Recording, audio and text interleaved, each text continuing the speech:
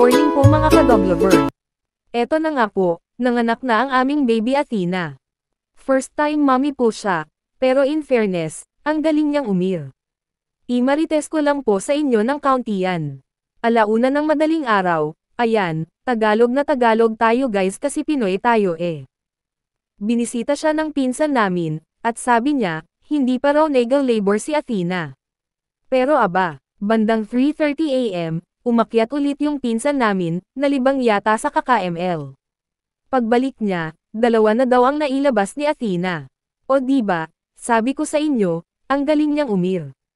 Ang laki siguro ng sipit-sipitan ni Athena, bilis kasi maglabas ng baby eh.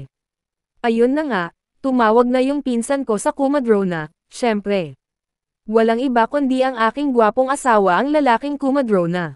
Sayang nga lang at di ko na video guys, antok na antok pa kasi ang assistant nurse niya, ako yon. Kaya naman tuloy lang ako sa paghilik at pananaginip. 6:00 na nang mabalitaan ko na nadagdagan pa nga ng 3, abangan naman at 5 na lahat. 2 ang lalaki, 3 ang babae. Woo, nakalima agad siya, parang naka-fiflet na rin to kung sa tao. So ayun na nga, 5 na naman ang aming apo.